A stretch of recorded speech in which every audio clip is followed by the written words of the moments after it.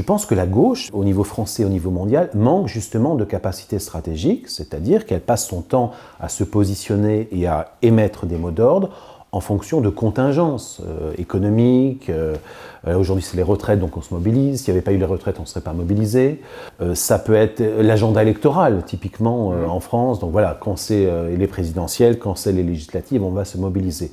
Mais quelle organisation, quel homme ou quelle femme prend du recul sur la situation pour l'examiner de manière complète, exhaustive, et en identifier quels peuvent être les leviers d'action opératoire pour la transformation du monde? Il me semble que personne, justement, d'où ma frustration.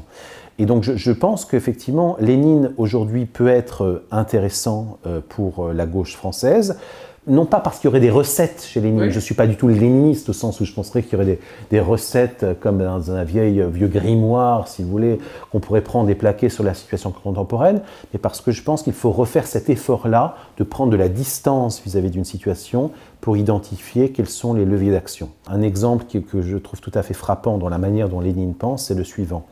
En 1914, donc Lénine est en Suisse, dans la ville de Berne, éclate la Première Guerre mondiale, dont Lénine pressent évidemment les conséquences dramatiques et en même temps les opportunités immenses pour le mouvement révolutionnaire. Quel est le premier réflexe de Lénine, militant révolutionnaire s'il en est?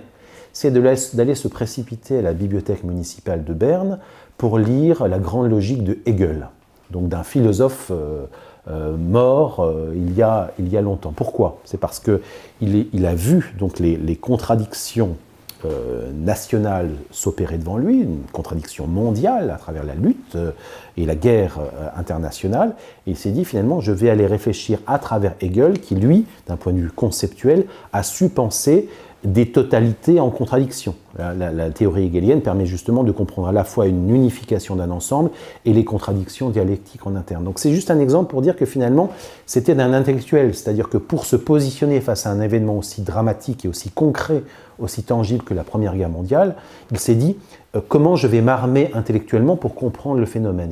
C'est une anecdote, mais ça montre bien le réflexe du personnage. Comment penser un événement, quels sont les meilleurs outils de pensée pour appréhender et agir. Il critiquait justement les gens qui étaient sur sa gauche. Bon, c'est curieux de penser qu'il y avait des gens sur sa gauche, mais c'était le cas à l'époque.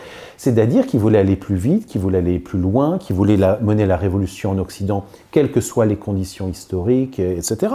Et Lénine leur disait, il faut savoir temporiser, il faut s'appuyer sur les syndicats, même non révolutionnaires. Pendant la Révolution russe, il y avait même quelqu'un qui s'appelait Boukharine, qui était donc un camarade de Lénine, qui, une fois que la révolution russe a gagné, voulait exporter la guerre révolutionnaire. C'est-à-dire qu'il disait, maintenant qu'on a conquis un pays, on va lancer des armées en Europe pour... Et Lénine lui disait, ça c'est du gauchisme, c'est délirant. Ce qu'il faut d'abord faire, c'est faire la paix avec les ennemis, donc c'est la fameuse paix de Brest-Litovsk en 1918, pour stabiliser et consolider les acquis de la révolution russe. Donc c'est quelques exemples, mais Lénine était très vigilant justement à ne pas accélérer quand il ne fallait pas, au risque de tout perdre. Hein. Donc Lénine n'était absolument pas quelqu'un d'excité, quelqu'un qui voulait agir, c'était quelqu'un qui justement maîtrisait ce qui m'intéresse, c'est-à-dire cette articulation entre différents temps. Parfois il faut accélérer, parfois il faut agir, mais parfois il faut tempérer, reculer parfois. Et je pense, si je peux faire un pari, que le prochain grand penseur, le prochain grand Marx, le prochain Lénine, sera celui ou celle qui sera pensé la question écologique. C'est-à-dire qui pourra faire ce qu'a fait Marx pour le Capital, puisque c'est son livre maître, sur la question de l'écologie, de notre rapport à l'environnement. Je pense que celui ou celle qui sera capable de saisir avec autant d'intelligence ce sujet-là sera sans doute le grand penseur du XXIe siècle. Mais beaucoup de gens tâtonnent, mais personne n'a encore été cet équivalent de Marx sur cette nouvelle question cruciale qui est cette question de notre devenir humain sur cette planète.